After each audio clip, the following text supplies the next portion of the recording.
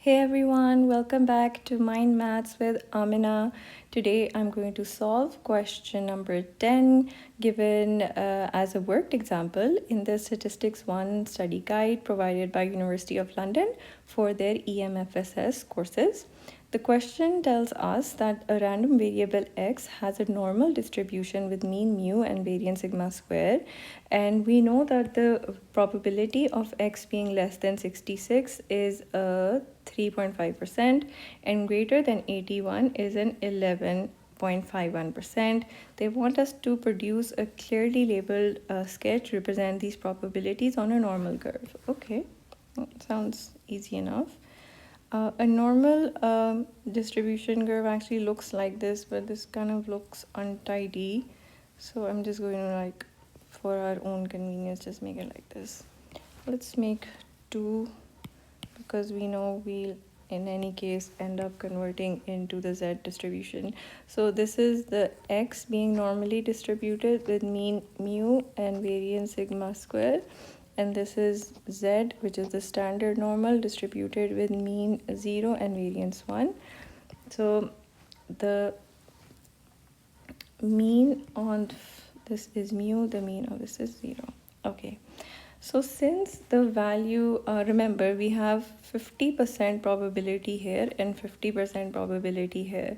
So if it's saying that the probability of x less than 66 is a 3.59%, then definitely it's the value must lie somewhere over here. So a 66 should be somewhere over there, and this shaded region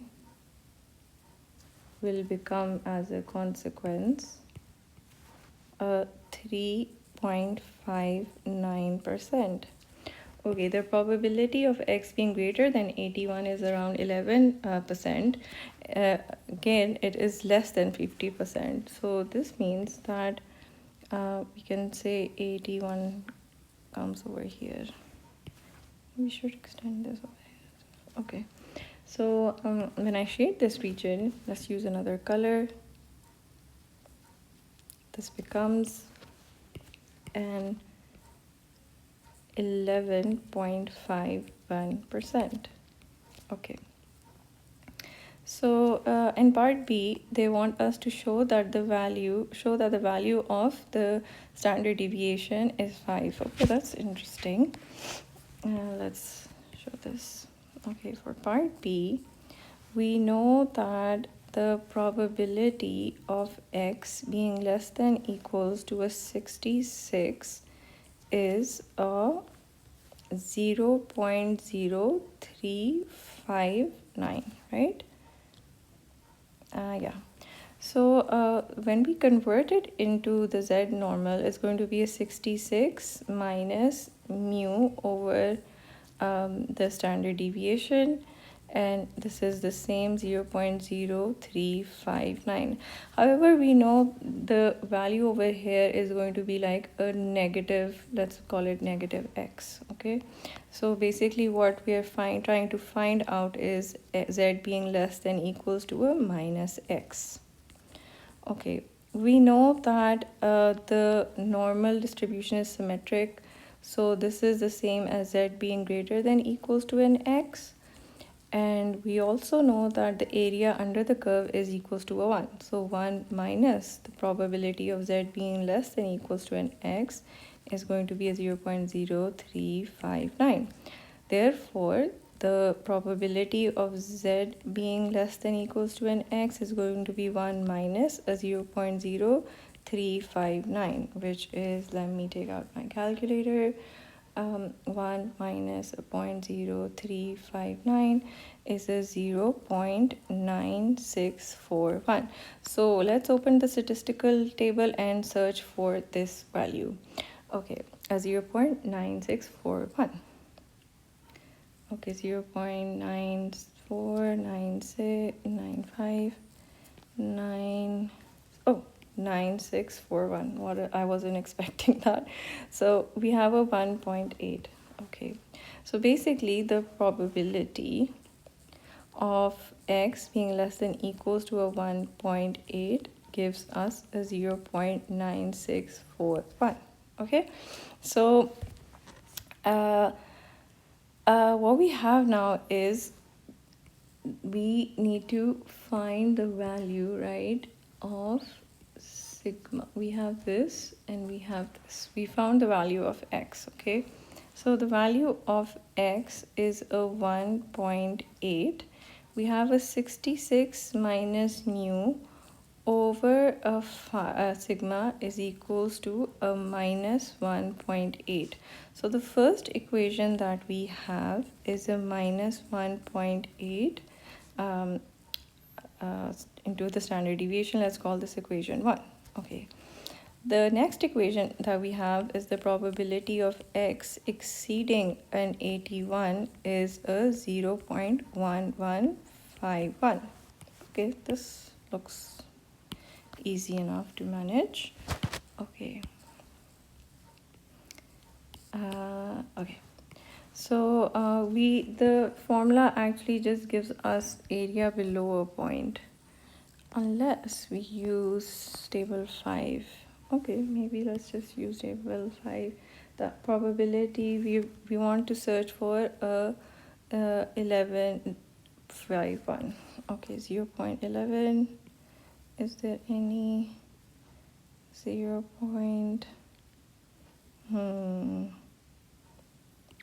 I don't see it here. So yeah, we're stuck with table 5, unfortunately.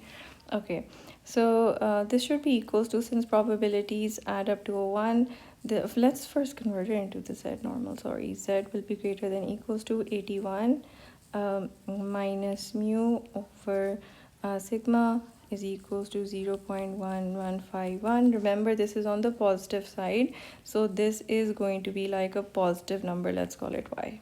Okay, so basically what I'm saying is, let's call this y. Okay, and we want to find the value of y now.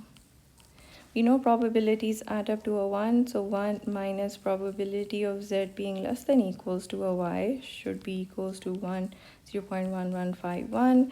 So probability of z being less than equals to a y is equals to a 1 minus, okay, a 1 minus, let me take out my calculator, 1151. So 0.8849. So we're searching for the value of z, in which our answer will be a 0.8849. Let's search 0.8849. 0.8, no, 0.8. Oh, we have an exact number here. It's a 1.2. Great, that makes me happy. Z less than equals to 1.2 is equals to 0.8449. So we have another equation now. We have this being equals to a y. Okay, so an 81 minus mu over sigma is equals to a y, which is a 1.2.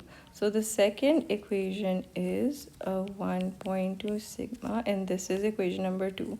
We can just solve these two equations simultaneously and we'll get the answer. Okay, so this is equation 1 and this is equation 2. What we need to do is solve them simultaneously. So this was a plus, let's make it a minus, plus, plus, minus. So the mu gets cancelled out. I get a 66 minus an 81, and I get a minus 1.8 or just a positive 1.8 plus a 1.2 into sigma.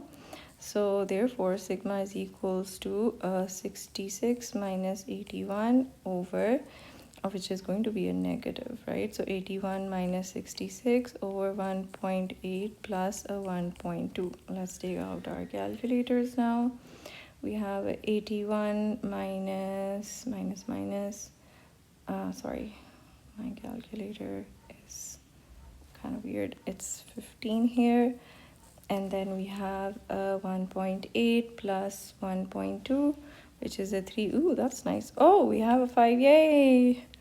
Oh, this is why I love mathematics. Okay, so the value of delta is 5. And through this, we can actually find the value of mean as well. So let's just put it in equation number 2. So the value of mean is going to be an 81 minus a 1.2 into a 5. So 1.2 into a 5 is a 6, and we want to subtract them from 81, so mean is a 75. That makes sense actually. So the answer over here is a 75. Cool. Okay, calculate the probabilities. So part C is they want us to calculate the probability of the random variable x being between these two values. Okay, sounds easy enough. Moving further. Okay, so let's convert this into standard normal. 969 minus the mean was a 75 over the standard deviation of 5, and this becomes standard normal.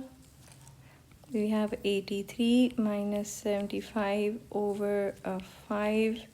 We take our calculators out again, and this becomes a minus 1.2, and this becomes a 1.6.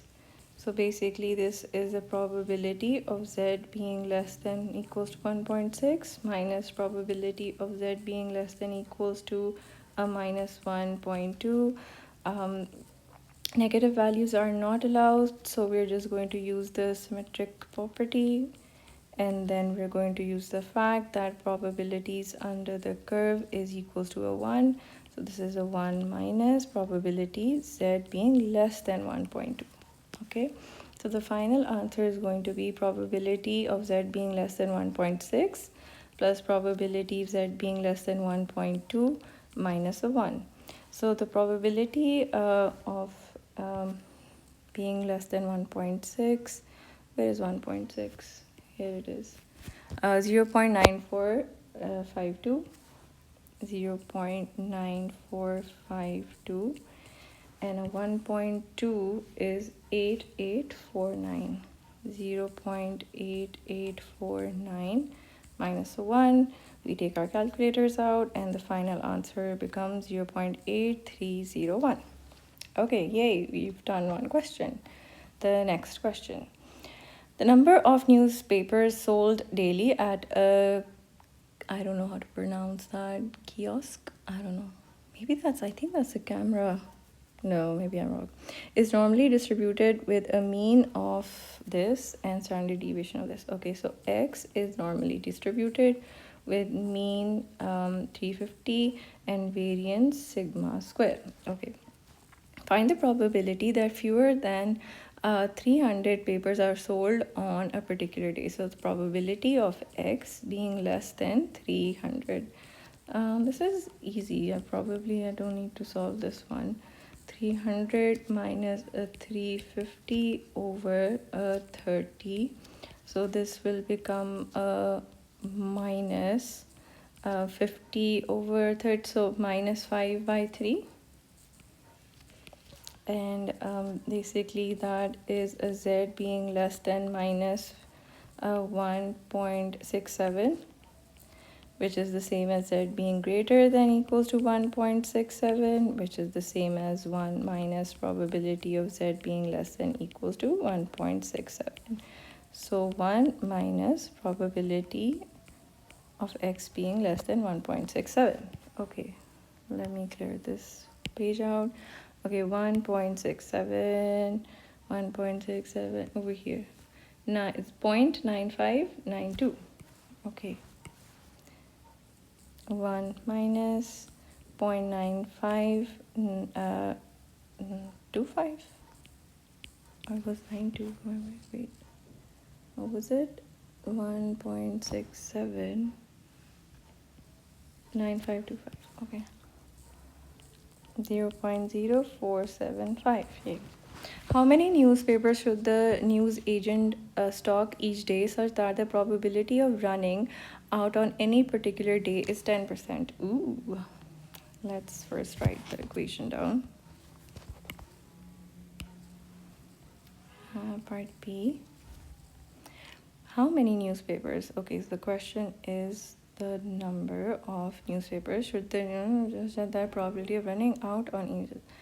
Oh, so we have like the probability we want to find of like x exceeding some kind of value, and the probability is given as 10%, right? I think that's it. How many newspapers should the New Zealand stock each day such that probability of running out? Okay, so he doesn't want to, yeah.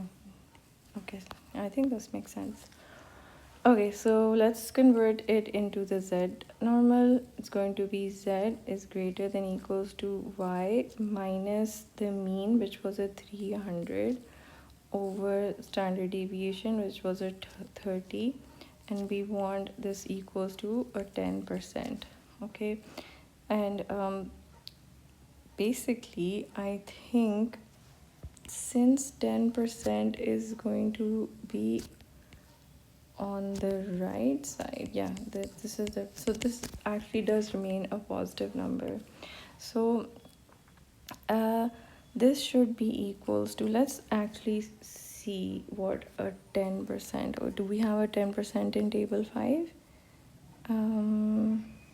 No, we actually don't. So we'll end up using, unfortunately, table 4. So we're searching for some kind of z value. Let's call it m. Okay, that our answer is a 0.10. We know probabilities have to add up to a 1, so we can use this fact. So probability of z being less than equals to an m is a 1 minus a 0.10, which is a 0.90, I believe. Okay. So let's search for a 90 in table 4, an exact 90%. 94%. Okay, this is good. 1.28. Okay, so when probability of z, when it's less than 1.28, then we'll get the answer 0.90. Therefore the value of m is a 1.28. so y minus 300 over a 30 should give me a 1.28. Okay, so the value of y therefore then is a 300 plus 1.28 into a 30, which is a 38.4. So y is a 338.4. So basically it's a newspaper, right? So we can't really have a 33, we can't have 338 newspapers. So we'll have to, like, the minimum amount of newspapers that he should stock is 339 then. So this should be the answer. Let me recheck. Oh my god, I made a mistake. The mean was a 350, not a 300. Oh, that's a very silly mistake. I don't think, like, not too much marks should be deducted for a mistake like this. Okay. Let's change the answer. So this will then become 388.4.